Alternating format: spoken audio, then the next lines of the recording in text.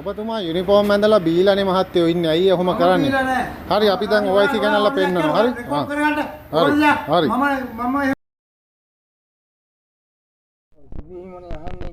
සිද්ධීම කොන්නේ මේ එදා මම රාජකාරියට ගියානේ. ගෙදර ඉඳලා ගිහින් මම පොලිසියට ගිහිල්ලා ඩියුටි එක රිපෝට් කරලා මං එතනින් අනිත් එක්කෙනා නැගන් ඉන්නකොට අපේ මහත්තයා පාලනන්ද කිව්වා පිට පොලිසියෙන් කට්ටියක් ඇවිල්ලා ඉන්නේ. ඒගොල්ලෝ මුදාහරින්න පිටපොලක් තුන ඇවිල්ලා ඔයා යන්න අනිත් එක්කෙනා ආපුවාම එයා එතෙන් දෙයි කියලා.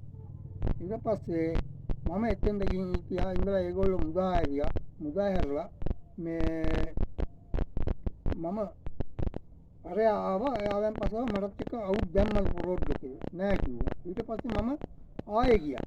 ආයෙ පොලිසියට ගිහලා හත්ලා මම මේ මට වෙනම ආයෙ අවුත් එකක් දාලා මම ආයෙ ආව රෝඩ් එකේ. එනකොට 18:20යි වෙලාව. අපි දැන් නැකලා ඒ පාර රෝඩ් එකේදී එකපාර එක නඩුවක් ගත්තා. රපවන නඩුවක්. ඒ අරගෙන ඉන්නකොට තමයි ඔය 9 මාර්තු ඔය ලොරිය ආවේ. ඔය ලොරිය ඇවිත් මම ලොරියට ටෝච් එක අල්ලලා අතින් දාලා අත දාලා නතර කරලා මම ඩ්‍රයිවර්ට කිව්වා මේ මෙහෙමයි වාගේ වැඩිපුර බාණ්ඩ ප්‍රවාහනයක් තියෙනවා කියලා. අපිට ඒ විදිහට මොකක්ද කිව්වේ නෑ. එයා පිළිගත්තා ඒක.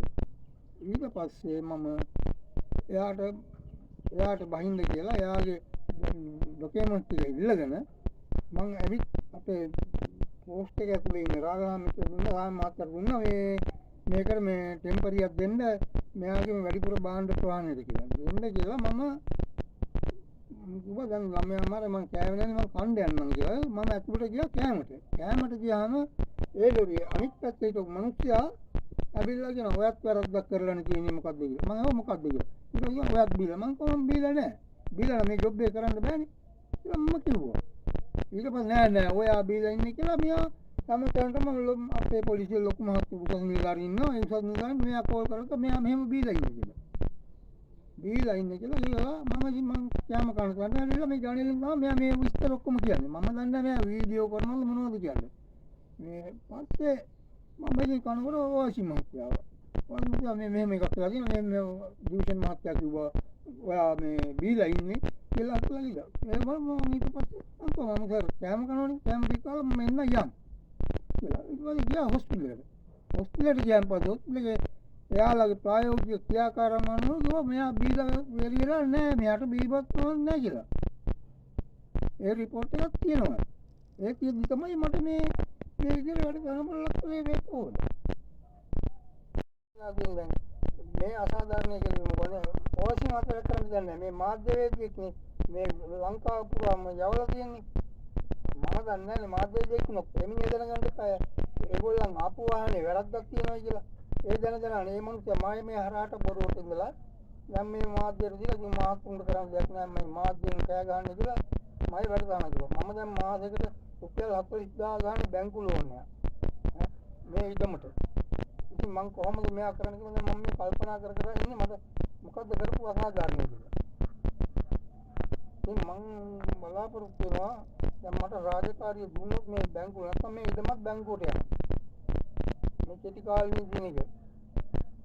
තව මාස 7ක් තියෙන්නේ ගෙවන්න. ඒක 7ක් රුපියල් 40000 ගන්න කීයක්ද බලන්න. වාරික මේ රස්තාවන කො එහෙම එක මාසයක් කියන්. මට එහෙම ලෝක අසාධාරණයක් වුණා. මේ කියන්නේ මම මේ තව මාස 9යි පෙන්ෂන් යන්න. මම මේ පොඩි ගෙදරක ඉඳගෙන ආත්ලා මම කොහමද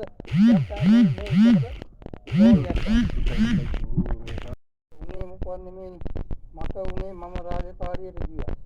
මම බීලා හිටියෙත් නෑ. මම ඒකින් මාර්ග බාධකේ ඉන්නදී මම පළවෙනි නඩුවක් එකක් ගත්තා. ඊට පස්සේ ආපු ඔය ඕලෝඩ් ලොරිය 9 අමාරු කරේ. ඒ 9 අමාරු කර ආපු වෙලාවේ මම ඒ ලොරිය නතර කෙරුවා. නතර කරලා ඒක වැඩිපුර බාණ්ඩ ප්‍රවාහනයට මං කිව්වා අපේ අනිත් ගාම් මහත්තයා මේකට බඩකොලයක් දෙන්න මේ වැඩිපුර බාණ්ඩ ප්‍රවාහනය කියලා. ඒ කියලා මම කෑමට ගියා. ඒ යනකොට මම දන්නේ ලොරිය හිටපු අනිත් එක්කෙනා කවුද කියන්නේ.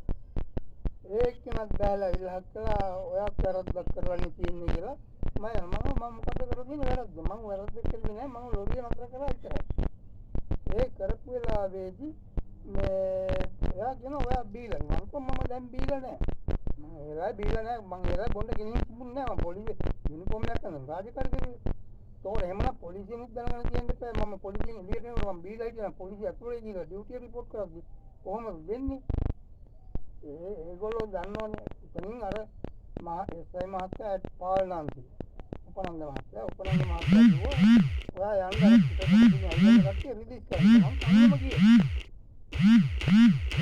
තමයි ඒක මම කරේ ඒක කරලා හත්ලා මම දන්නේ මේ රිපෝට් එක ගියා මේ කවුද දන්නේ මම ඊට පස්සේ එයා ඇවිල්ලා හත්ලා ඔයක් වැරද්දක් කරලා තියෙන මෙයා බීලා ඉන්නේ මේ කියලා එයා කෑ ගැහුවා ඉතින් එහෙම කෑ ගහන්න එයාට වැඩක් නෑ එයා ලොරියේ මගින් ගොඩ වෙලා ආපු මිනිස්සෙක් මම මේ වැරද්දට ඒ මිනිස්සයා වැරද්ද පිළි අරගෙන ඩ්‍රයිවර් ඊට ඒ මිනිස්සයා මැක්කේ කරගෙන ඔය තමයි ඇත්තද මට දැන් මම මේ ගෙදරට මේ ඉඩම අරන් තියෙනවා තව 40000 ගානේ බාර් 7-8ක් ගෙවන්න ඒක ගෙවා ගන්න එක නැත්නම් කිව්වොත් මට මේක බැංකුවට සතුටුමත් මේ ළමයිනේ මට කාට බහින්න වෙනවා වෙන ආදායමක් නැහැ මේ පොයින්ට් 10ට මේක මේ ගෙවන්නනේ අරගත්තේ බැංකු ලෝන් එකක් දාලා මට බම් බලාපොරොත්තු වෙන්නේ මේ නැවත රස්තාව ගිහලා තව මාස 9ක් තියෙන්නේ මට මේ පෙන්ෂන් යන්න ඒ යන මොහොතේ අවසාන මොහොතේ මෙහෙම කරපුවාම කොච්චර අසාධාරණද මම බලාපොරොත්තු වෙන්නේ මට නැවත රස්තාව හැකියකින් අරගෙන මේ බැංකුවට ඇරියස් නොවි ණය නොවි ඒක ගෙවලා මේ ඉන්න ළමයින්ට මේ ඉඩම නිදහස් කරලා දෙන්න